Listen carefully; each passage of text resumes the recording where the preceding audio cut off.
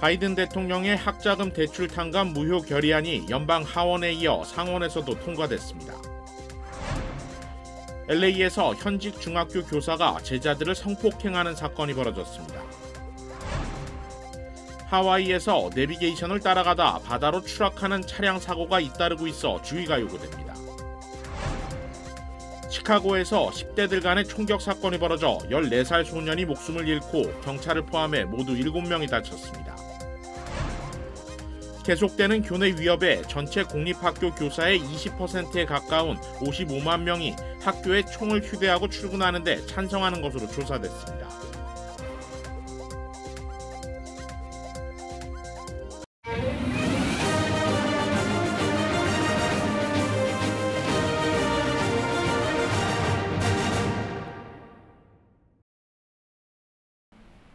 시청자 여러분 안녕하십니까? KBS 아메리카 뉴스입니다. 연방 하원에 이어 상원에서도 학자금 대출 탕감 무효 결의안이 통과됐습니다. 계획이 전면 백지화될 가능성이 더 높아진 겁니다. 연방 상원은 어제 찬성 52표, 반대 46표, 기권 2표로 학자금 대출 탕감 폐지 결의안이 통과됐다고 발표했습니다. 연방하원 밥굿 의원이 주도한 이 결의안은 최대 2만 달러의 학자금 대출을 탕감해주는 법안을 무효화시키고 현재 시행 중인 학자금 대출 상환 유예 조치를 종결하는 내용을 담고 있습니다. 이 결의안은 상하원 양쪽에서 과반표를 얻어 통과되면 연방 규정을 무효화시키는 의회 검토법에 따라 발의됐습니다. 당초 바이든 대통령의 주요 공약인 만큼 민주당 의원들의 적극적인 지지를 받을 것으로 예측됐으나 이번 표결에서 민주당 의원들이 입장을 선회하며 예상치 못한 결과가 나왔다는 분석입니다.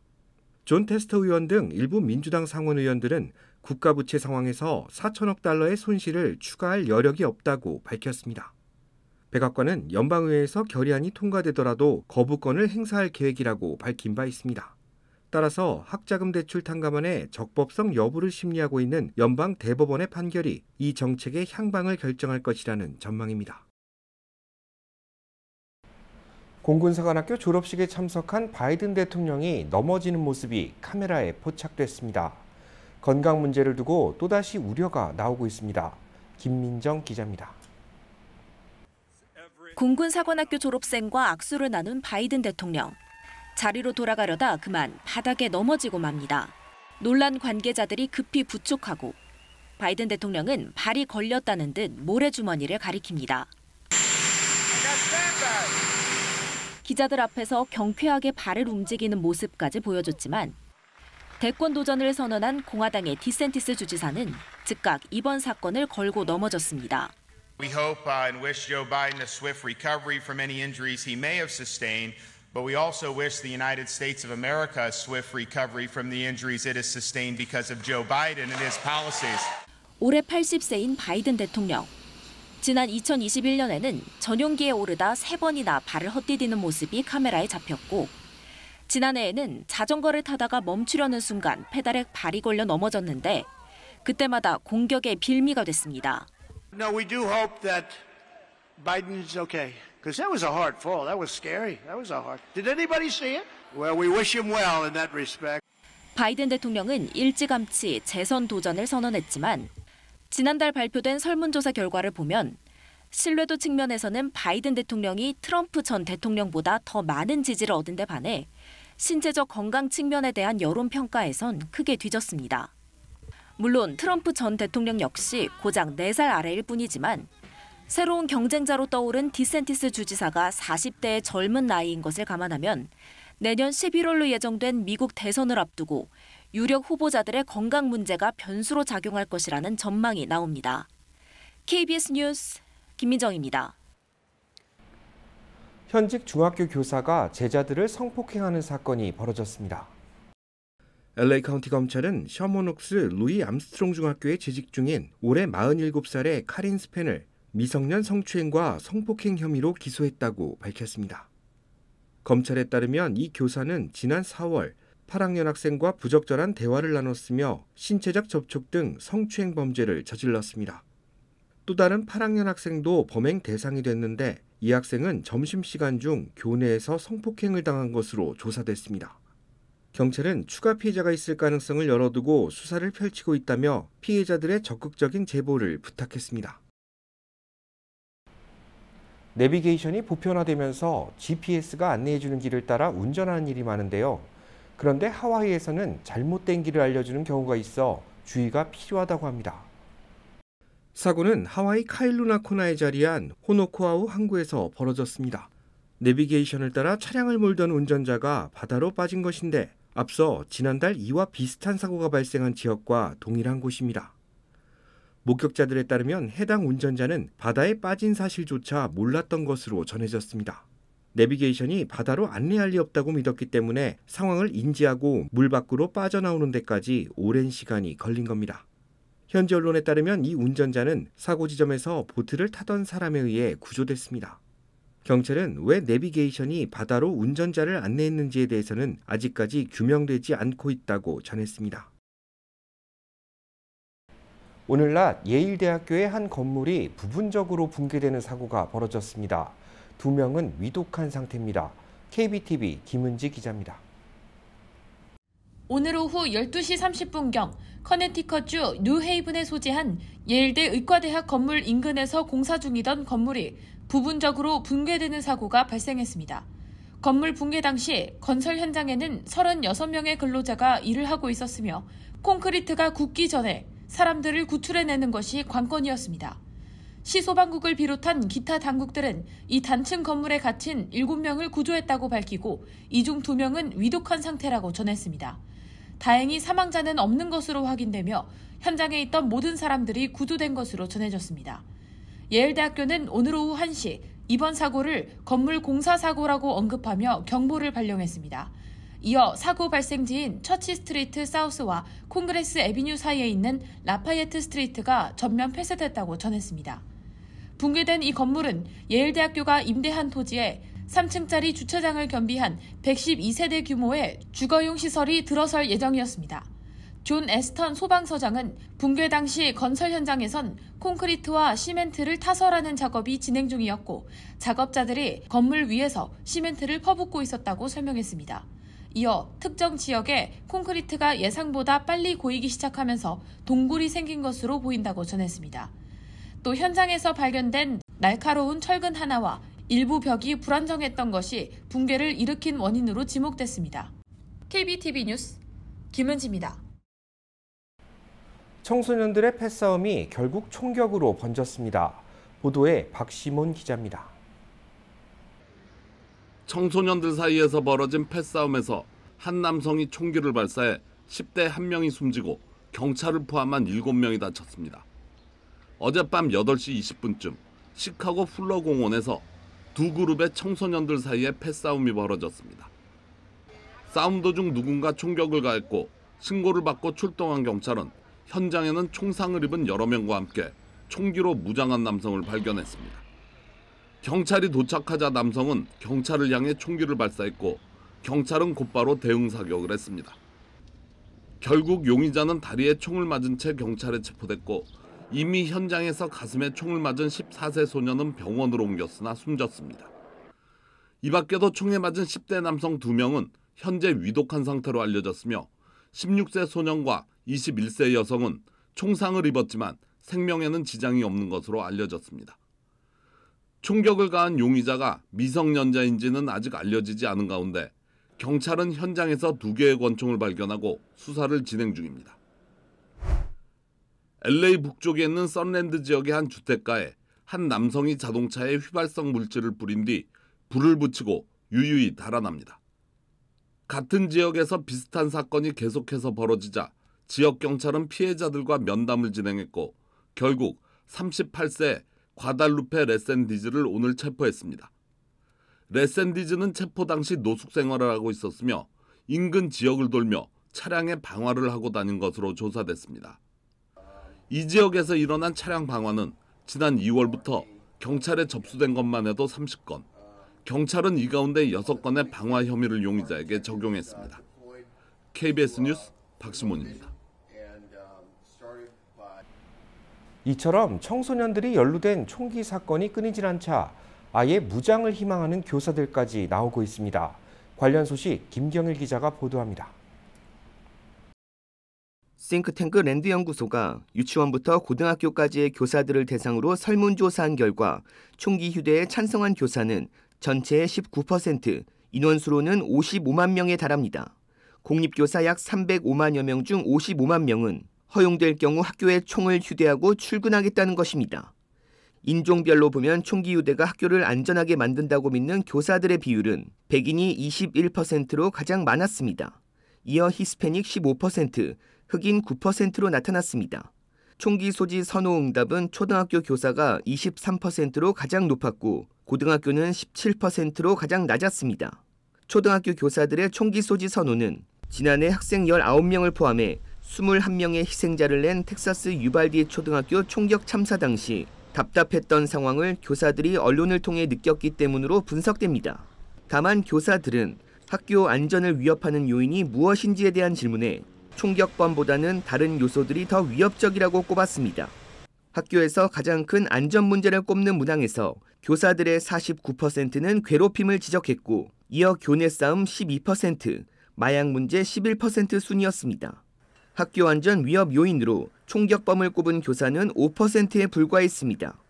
교사들의 54%는 방문자 출입 시 신원을 확인하고 수업 시간 중 외부 출입문을 잠그며 감시 카메라 설치 등 학교 보안을 강화하는 절차가 긍정적인 효과가 있다고 답했습니다. 비영리단체 총기폭력 아카이브에 따르면 올 들어 지금까지 4명 이상의 사상자를 낸 총기 난사 사건은 국내에서 모두 260사건 발생한 것으로 집계됐습니다. KBS 뉴스 김경일입니다. 여름 날씨가 찾아오며 전력 회사들의 고민도 깊어지고 있습니다. 절전 프로그램이 장려되고 있는가 하면 소득에 따라 요금을 차등화시키자는 움직임도 나오고 있습니다. 윤범수 기자입니다. 남가주 에디슨사가 발표한 여름 에너지 절약 프로그램. 첫 번째는 에디슨이 직접 각 가정의 에어컨 사용 시간을 제한하는 방식입니다. 에어컨 유닛에 원격 제어 장치를 설치해 하루 최대 6시간 절전에 동참하면 첫 $50 크레딧과 함께 연간 최대 $180의 비용을 절감할 수 있습니다. 아예 에어컨에 스마트 기기가 장착돼 있는 가정이라면 별도의 원격 장치 설치 없이도 절전 프로그램에 가입할 수 있습니다. 여름철 전력난을 예방하고 또 에너지 효율을 높이기 위해서 디맨드 리스폰스 프로그램, 전력난 효율 프로그램이라는 것을 운영하고 있는데요. 고객이 전기량을 낮추시면, 특별히 이벤트가 있는 날 전기량을 낮추시면은 저희가 그것을 크레딧으로 보상해드리는 것을 저희가 그 프로그램으로 지원하고 있습니다. 특히 올여름 캘리포니아는 엘니뇨 현상에 따라 해수면 온도가 올라가면서 전반적으로 예년보다 더운 여름 날씨를 보일 것으로 예상되는 상황. 화씨 100도가 넘는 폭염 일수가 예년보다 늘어날 가능성이 높은 데다 전선과 발전 시설의 노후화로 새는 전기가 많아 전력 비용은 해마다 늘어나고 있습니다. 재생에너지 업체 에너지세이지에 따르면 캘리포니아의 각 가정당 전기 요금은 월 $215, 연평균 $2,580로 전국 평균보다 30%가 많습니다. 이렇다 보니 아예 전기 요금을 소득 수준에 따라 부과하려는 움직임도 일고 있습니다.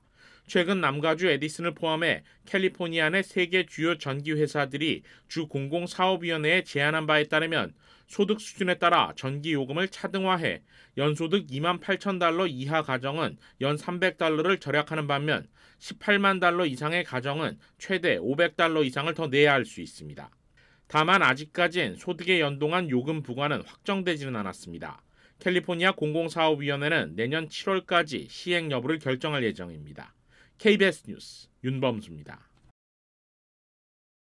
소고기 가격이 계속 오르고 있습니다. 60년 만에 최악의 부족 사태가 올 수 있다는 전망입니다. KBTV 전상희 기자가 취재했습니다. 시카고 상품거래소에서 생우 선물 가격이 2.9% 오른 파운드당 $1.72를 기록했습니다. 생우는 목장에서 6개월에서 10개월 정도 자란 송아지를 말합니다. 이에 따라 소고기 소매 가격도 상승세를 이어가고 있습니다. 라보뱅크는 소고기 소매 가격이 2020년 이후 20% 상승한 데 이어 올해 여름엔 사상 최고치를 찍을 것으로 예상했습니다. 또 올해 파운드당 평균 $5.33에서 내년엔 15에서 20센트 더 오를 것으로 내다봤습니다. 월스트리트저널은 소 가격이 내년까지 고공행진할 것으로 전망했습니다. 이유는 소를 기르는 비용이 급증했기 때문입니다. 가뭄으로 목초지가 메마르면서 주요 소 사육지에서의 사료값 지출이 예년보다 평균 20% 이상 늘었습니다. 이에 따라 미국에서 사육되는 소는 근 10년 만에 최저 수준으로 떨어졌습니다. 또 농무부 자료에 따르면 2024년 미국 내 쇠고기 생산량은 1979년 이후 연간 최대 감소폭인 20억 파운드 이상 줄어들 것으로 관측됐습니다. 라보뱅크는 소고기 분쇄육 등 전체 소고기 가격이 급등하면서 이미 기록적인 수준에 근접한 햄버거와 스테이크 가격은 더 오를 것으로 예상했습니다. 최근 미국인들은 돼지고기나 닭고기 등으로 대체하거나 쇠고기 구매 횟수를 줄이고 있습니다. KBTV 뉴스 전상입니다. 초대 재외동포청장에 이기철 전 LA 총영사가 임명됐습니다. 한국 정부는 한국 시간으로 오는 5일 출범하는 재외동포청 청장에 이기철 전 LA 총영사가 임명됐다고 밝혔습니다. 이기철 초대 청장 임명자는 재외동포영사 대사 LA 총영사를 역임했으며 현재 유니세프 한국위원회 사무총장으로 재직하고 있습니다. 재외동포청은 750만 재외동포 관련 정책과 사업을 총괄하는 전담 기구로 운영됩니다. 한인 커뮤니티 권익 신장을 위해 헌신한 민병수 변호사가 향년 90세를 일기로 별세했습니다. 민희식 초대 LA 총영사의 차남으로 지난 1948년 도미한 민병수 변호사는 지난 1975년 남가주에서 두 번째 한인 변호사가 된 뒤 48년간 형사법 전문 변호사로 활동했습니다. 남가주 한인변호사협회를 설립하고 한미법률재단 회장을 역임한 고 민병수 변호사는 LA 폭동 당시 피해 업주들을 위해 소송을 제기하는 등 한인들을 보호하는 일에 앞장섰습니다. LA 한인회는 고 민병수 변호사의 타계 소식에 안타까움을 금하지 못한다며 한인사회가 함께 고인을 추모할 것이라는 성명을 발표했습니다. 한 주간 증권 상황을 돌아보고 다음 한 주를 전망하는 주간 증시 브리핑 시간. 아티스 캐피탈 김재환 대표 나오셨습니다. 안녕하세요. 네, 안녕하십니까. 네, 오늘 3대 지수가 모두 올랐는데 다우가 2% 넘게 올랐습니다. 이번 주 시장 어떻게 보십니까? 일단 이제 이번 주는 이제 하루 엇갈리고 하루 떨어지고 이제 2주 만에 이틀 연속 오른 이번 주를 상승한 주로 마무리했습니다. 그리고 지금 말씀하신 것처럼 내스닥이 2%로 올랐는데 지금 이제 최근 들어서는 다우존스가 계속 뒤처졌었잖아요. 근데 이번 주는 3대 지수 어느 하나 뒤처지거나 뭐 튀는 거 없이 거의 비슷한 수준으로 올랐습니다. 다우존스하고 내스닥이 다 2%로 올랐고 S&P 500이 1.8%로 올랐습니다. 거기다 더해서 이번에 기록을 세운 것 중에 하나가 뭐냐면은 다우존스 같은 경우는 이제 6주 연속 상승하는 기록을 세웠고 S&P 500은 3주 연속 올랐습니다. 거기다 더해서 내스닥은 올해 들어서 무려 26%를 폭등하면서는 오늘부로 14개월 최고치를 돌파했습니다. 거기다 더해서 S&P 500은 올해 들어서 11%를 폭등하면서 10개월 최고치를 찍었다는 얘기죠. 네, 이번 주 나스닥으로 투자금이 좀 몰리고 있던 분위기였는데 어떻게 보셨습니까? 뭐 결과적으로는 이제 뭐 디폴트 우려가 이제 투자 심리를 좀 압박하고 있었잖아요. 이제 그런 디폴트 우려가 사라져 버리면서는 결과적으로 투자자들이 나만 빼고 장이 오를 것을 조바심 내는 포모 현상이 엄청나게 작용하면서 패닉 바잉에 몰렸던 겁니다. 특히 이제 패닉 바잉 같은 경우는 내스닥에 집중된 초대형 기술주들에 몰렸는데 이번 주는 어제도 마찬가지고 오늘도 마찬가지로 어떻게 보면 골고루게 올랐습니다. 그리고 이제 오늘 같은 경우는 상당히 보기 힘든 것 중에 뭐냐면은 그 11개 종목 전체 종목이 다 상승했습니다. 그러니까 어느 하나 뒤처진 거 없이 전 종목이 걸친 강세를 보여주면서 패닉 바잉이 거의 뭐 웬만한 종목들이 다 같이 들어가면서는 장은 이제 강세를 이끌고 있다는 얘기죠. 네, 고용 지표도 좋게 나오고 있는데 물가가 뭐 최대 이슈는 아니지만 그래도 생각보다 떨어지는 속도가 좀 느려졌습니다. 연준은 또 기준금리 발표를 앞두고 있는데요. 어떻게 보십니까? 그래서 이제 이번 주 어떻게 보면은 이번 주 고용 지표들이 여전히 탄탄함을 보여주고 있습니다. 특히 이제 보면은 3주 만에 증가세로 돌아서 신규 실업수당 청구 건수도 마찬가지고 예상보다 좀 감소했지만 이제 2주 연속 감소하다가 이번 주 같은 경우는 이제 또 살짝 감소했지만 지난주에 비해서 올랐어요. 그러니까 결과적으로 신규 실업수당 청구 건수도 증가했고 또 어떻게 보면 구인 이직 보고서 같은 것도 올랐고 또 ADP 민간 고용 어제 같은 것도 예상보다 크게 늘어났습니다. 이제 거기다 더해서 오늘 비농업법인 취업자 수까지 뭐 예상했던 건 1.5배 이상 올랐습니다. 그러니까 올른 게 아니라 이제 늘어난 거죠. 그만큼. 근데 반면 실업률 같은 경우는 지난달보다 높아졌습니다. 3.5% 예상에 3.7%가 된 거고 또 전달에 비해서는 3.4%니까 이번 달에 3.7%니까 또 역시 오른 거고요. 그러면은 일단 비농업법인 취업자 수는 예상보다 확연히 훨씬 높아졌는데 실업률은 또 높아졌기 때문에 어떻게 보면 좀 엇갈린 겁니다. 그러니까 엇갈린 상황을 두고도 투자 심리는 딱히 동요하지 않고 오늘 같은 경우도 일단 패닉 바잉으로 완전히 몰렸다는 얘기죠. 네, 다음 주도 주요 지표 발표가 있죠. 정리해 주시죠.